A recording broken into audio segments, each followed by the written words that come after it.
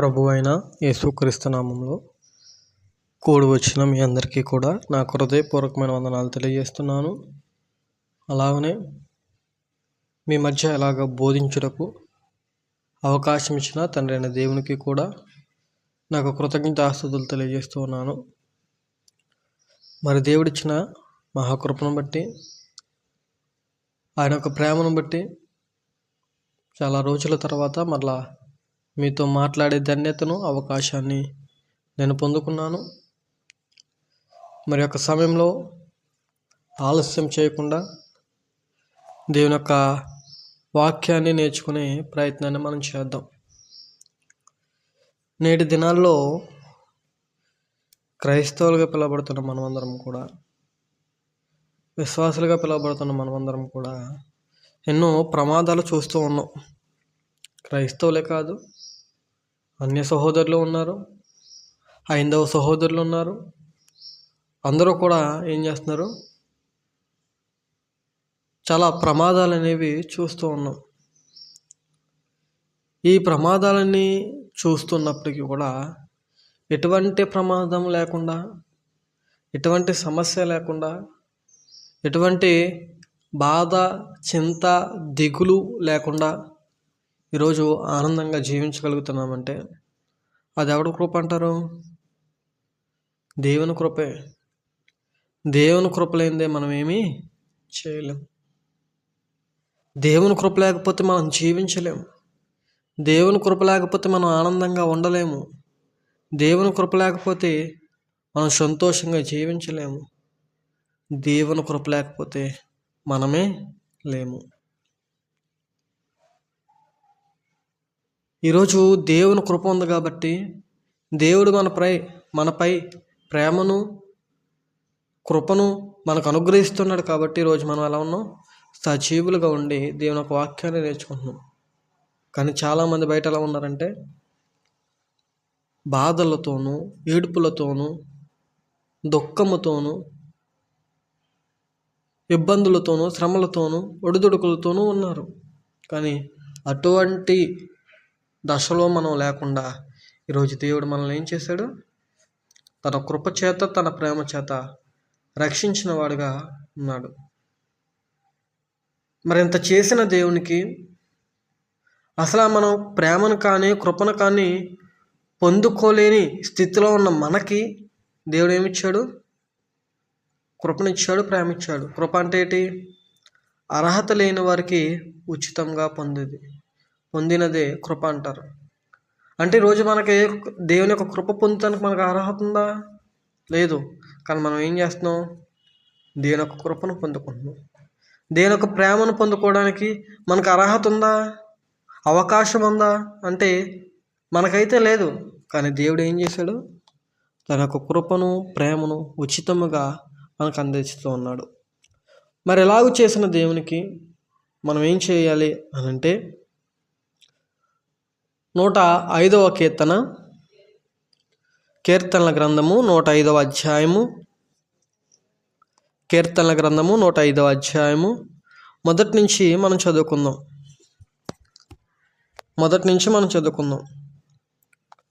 యెహోవాకు కృతజ్ఞతాస్తుతులు చెల్లించుడి. ఏం చేయమంటున్నాడు? యెహోవాకు కృతజ్ఞతాస్తుతులు చెల్లించుడి. మనం కృతజ్ఞతాస్తుతులు చెల్లించేవారు ఉండాలి. కొత్త నిబంధనలు అంటాడు, ప్రతి విషయంలోనూ దేవునికి కృతజ్ఞతాస్తుతులు చెల్లించుడి. ప్రతి విషయంలోనూ చెల్లించాలి.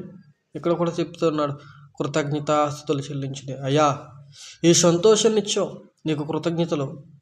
ఈరోజు ఎలా జీవించగలుగుతున్నానంటే అది నీ కృప, అందుకు కృతజ్ఞతలు. ప్రభు, నేను ప్రయాణం చేస్తున్నాను, ఆ ప్రయాణము క్షేమకరంగా జరిగింది, అందుకు కృతజ్ఞతలు. ప్రభు, ఈరోజు ఆరోగ్యంగా ఉన్నాను, అందుకు నీకు వందనాలు, నీకు కృతజ్ఞతలు.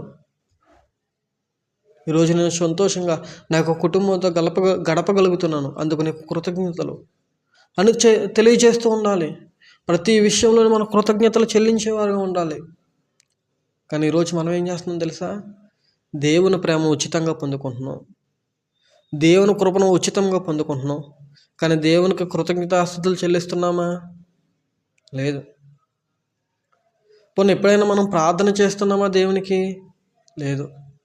ఎప్పుడు ప్రార్థన చేస్తున్నామంటే ఎప్పుడో సమస్య వచ్చినప్పుడు, లేదా ఇబ్బంది వచ్చినప్పుడు, అనారోగ్యం వచ్చినప్పుడు అప్పుడే దేవుడు గుర్తొస్తున్నాడు తప్ప మిగతా రోజులు దేవుడు గుర్తు రావట్లే.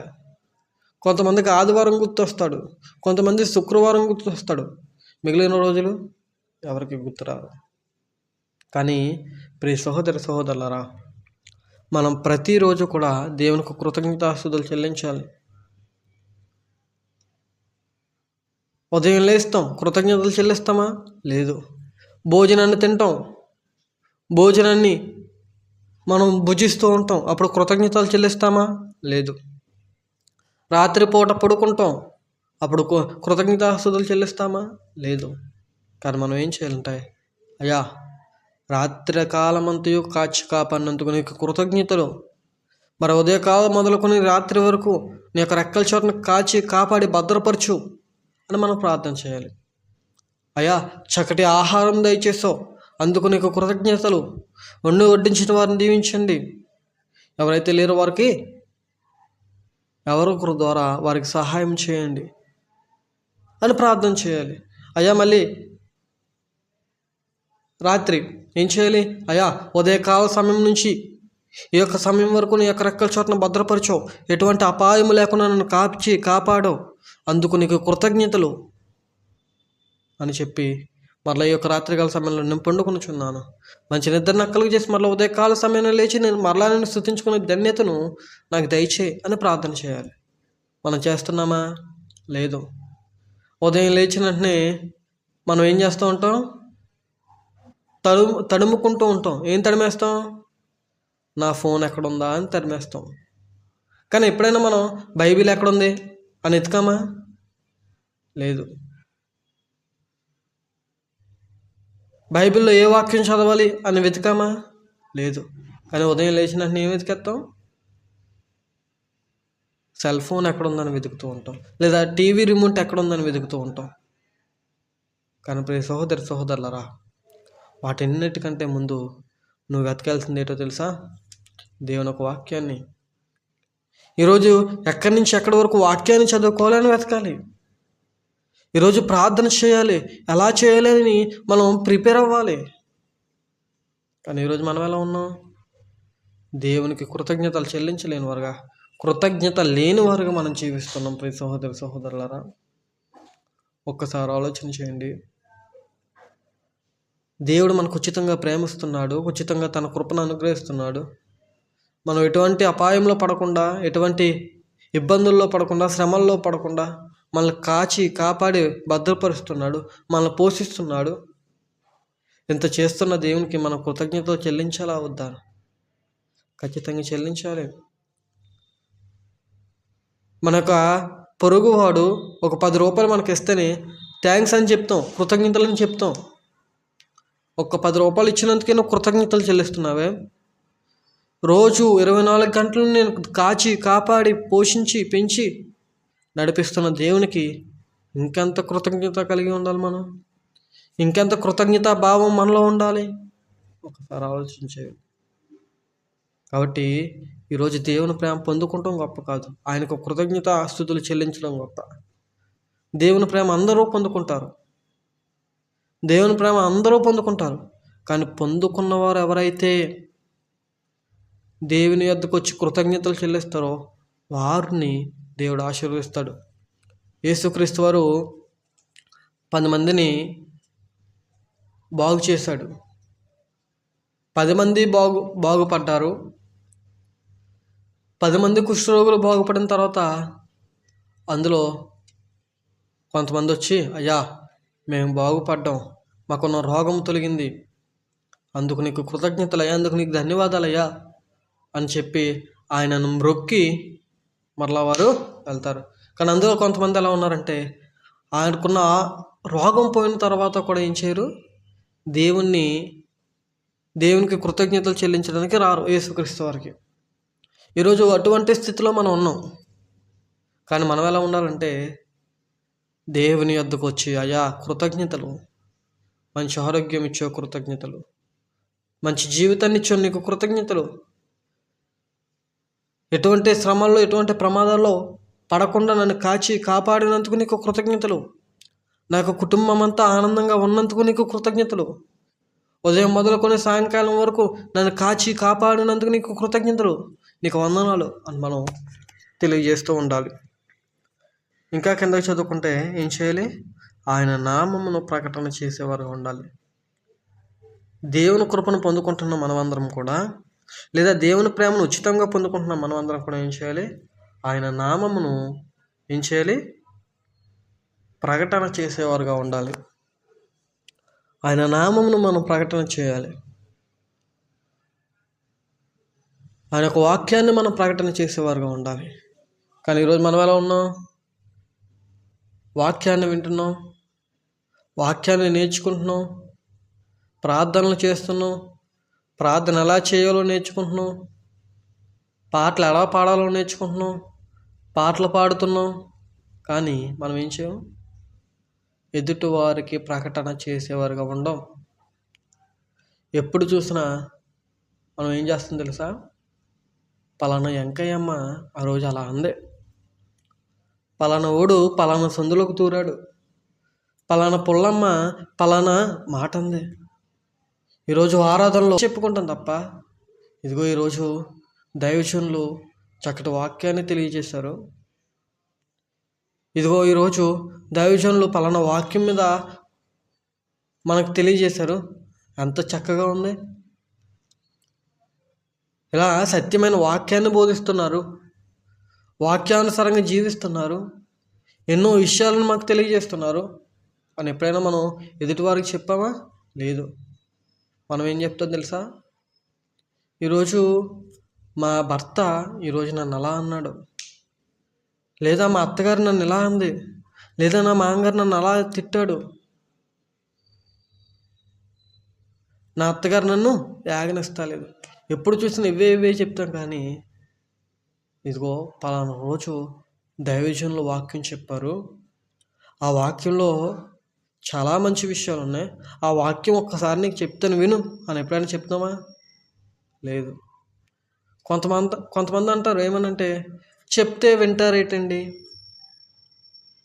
చెప్తే వారు వినేలా ఉంటారా ఏంటండి అని అంటారు. కానీ నేను చెప్తున్నాను, ఒక్కసారి చెప్పు చూడు, చెప్తే వింటారో వినరో అప్పుడు తెలుస్తుంది. అంతేగాని నువ్వు చెప్పకుండా వాళ్ళు చెప్తే వింటారో లేదో అని ఆలోచించుకో. ఒక్కసారి చెప్పు, విన్నారనుకో ఇంకా చెప్పు, వినకపోతే వదిలే. కానీ చెప్పడం మాత్రం మానివేయకు. ఆయన నామమును ప్రకటన చేసేవారుగా ఉండాలి మనం. ఎప్పుడు చూసినా సొల్లు కవర్లు ఆడుకుంటూ ఉంటాం, పనికిరాని మాటలు మాట్లాడుకుంటూ ఉంటాం, పనికిరాని పనులు చేస్తూ ఉంటాం, ఎంతో సమయాన్ని వృధా చేస్తూ ఉంటాం. 1 గంట లేదా 1 అరగంట లేదా 1 పావుగంట లేదా 1 10 నిమిషాలు దేవుని యొక్క వాక్యానికి నువ్వు ప్రాముఖ్యత ఇవ్వలేవా? దేవుని యొక్క వాక్యాన్ని నువ్వు ప్రకటన చేయలేవా? అందుకే ఒక పాట ఉంటుంది. ఏ పాట?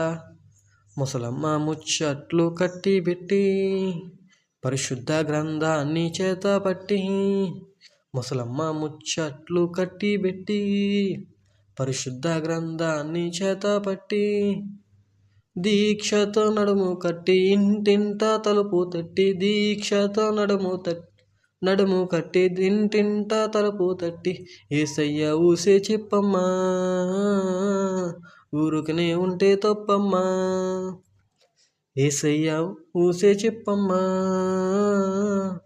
ఊరుకనే ఉంటే తప్పమ్మా. పాట ఉందండి? ఉంది. ఏం చేయాలి? ముసలమ్మ ముచ్చట్లు ఏం చేయాలి? కట్టి పెట్టాలి.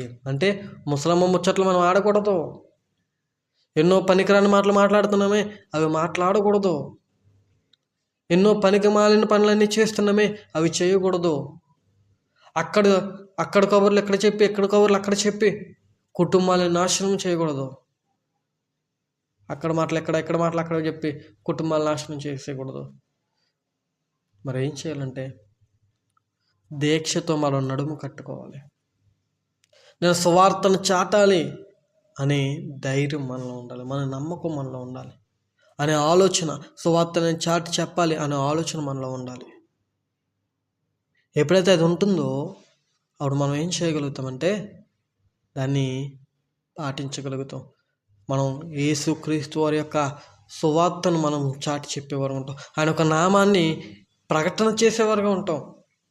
ఇదంతా ఎప్పుడు జరుగుతుందంటే ఎప్పుడైతే మనం ముసలమ్మ ముచ్చట్లు కట్టి పెడతామో, ఎప్పుడైతే పనికి రాని మాటలు మనం మాట్లాడుకుంటూ ఉంటామో, ఎప్పుడైతే అక్కడ మాటలు ఇక్కడ మాటలు అక్కడ చెప్తూ మానివేస్తామో అప్పుడు ఖచ్చితంగా మనం ఏం చేయగలుగుతాం తెలుసా?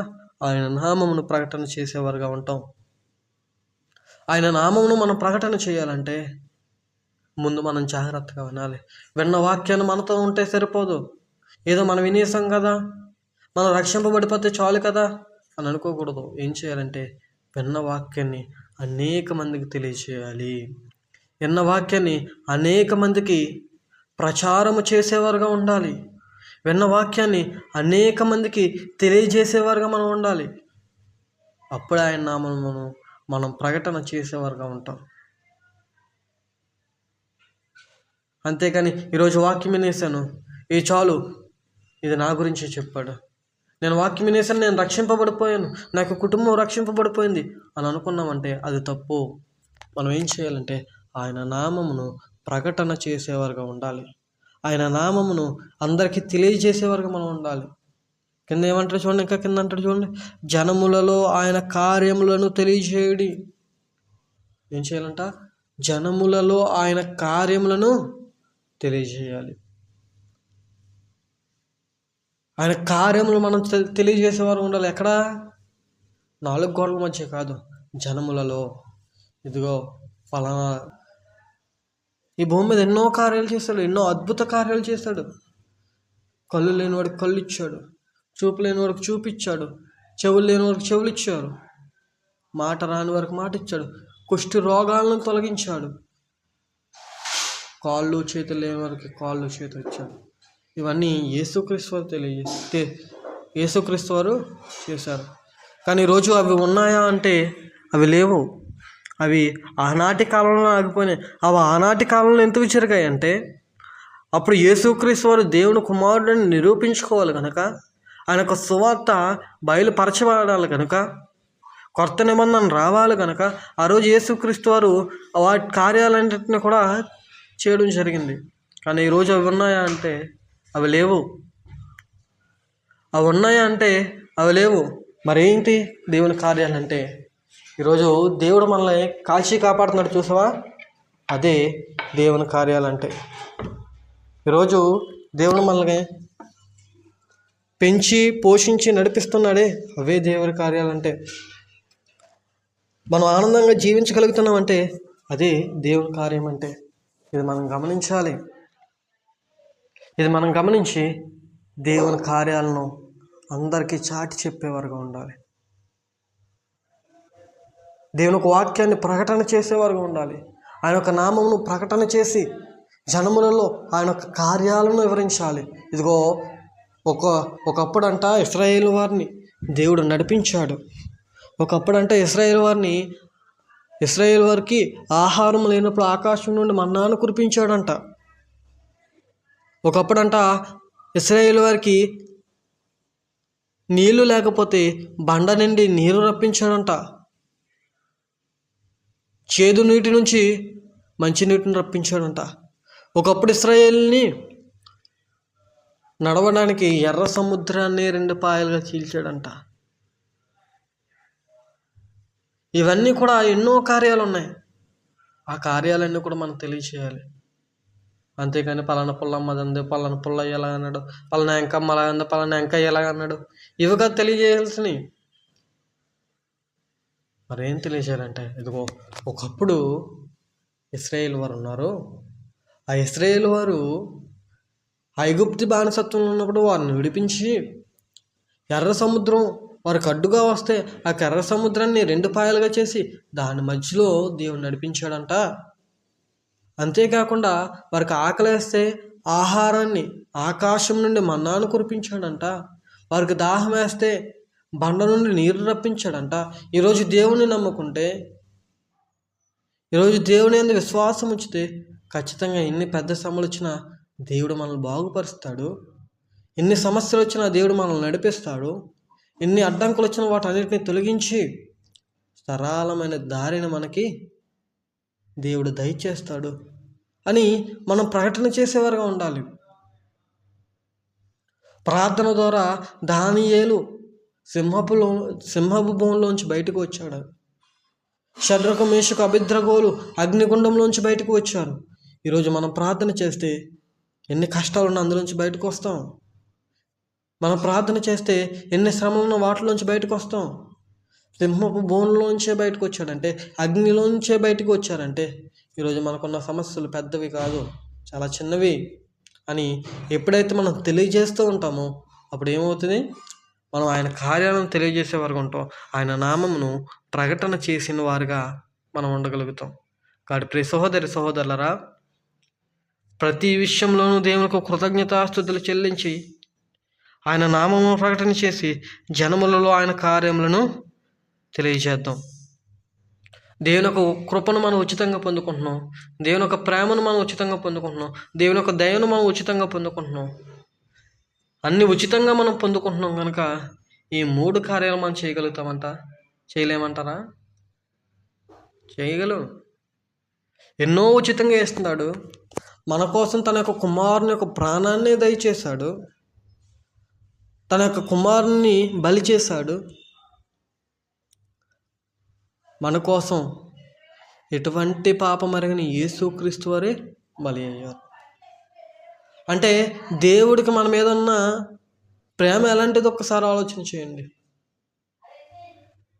మన మీద ఎంత ప్రేమ ఉందో ఆలోచన చేయండి. మన మీద ఎంత కృప ఆయన అనుగ్రహిస్తున్నాడో ఒక్కసారి ఆలోచన చేయండి. దేవుని యొక్క ప్రేమ ఎలాంటిదో ఆలోచన చేయండి. ఆయన యొక్క కృప ఎటువంటిదో ఆలోచన చేయండి. ఈరోజు దేవుని యొక్క కృపను మనం మర్చిపోతున్నాం. దేవుని యొక్క ప్రేమను మనం మర్చిపోతున్నాం. మనకి ఇష్టం వచ్చినట్టు మనం జీవిస్తూ ఉన్నాం. మన ఇష్టానుసారంగా మనం ఉంటూ ఉన్నాం. కానీ అది తప్పు. మనం దేవుని ప్రేమను పొందుకుంటున్నాం కనుక, దేవుని యొక్క కృపలో మనం పొందుకుంటున్నాం కనుక, మనం దేవుని యొక్క కృపలో మనం నడుస్తున్నాం కనుక, దేవుని యొక్క ప్రేమను మనం పొందుకుంటున్నాం కనుక ఈ 3 కార్యాలు చేసి మనం దేవునికి కృతజ్ఞతాస్తుతులు చెల్లించేవారుగా ఉందామంటారా వద్దంటారా? అది మీ ఇష్టం. దేవుని యొక్క కృపను ఇంకా పొందుకోవాలంటే, దేవుని యొక్క ప్రేమను ఇంకా పొందుకోవాలంటే మనం ఖచ్చితంగా ఏం చేయాలి? మనం ఎల్లప్పుడూ కృతజ్ఞతాస్తుతులు చెల్లించాలి. ఎల్లప్పుడూ ఆయన నామమును ప్రకటన చేస్తుండాలి. ఆయన చేసిన కార్యాలను అందరికీ తెలియజేసేవారుగా, జనుల్లో ప్రకటన చేసేవారుగా మనం ఉండాలి. ఆయన యొక్క కార్యం అప్పుడే దేవుని యొక్క ప్రేమను, దేవుని యొక్క కృపను మరీ ఎక్కువగా మనం పొందుకుంటాం. కాబట్టి మనమందరము కూడా ఈ యొక్క 3 విషయాలందు జాగ్రత్త కలిగి జీవించాలని కోరుకుంటూ నాకు కొద్ది మాటలను ముగిస్తున్నాను. శ్రద్ధగా విన్న మీ అందరికీ కూడా నాకు హృదయపూర్వకమైన వందనాలు తెలియజేస్తూ ఉన్నాను. అందరికీ వందనాలు. God bless you. God be with you.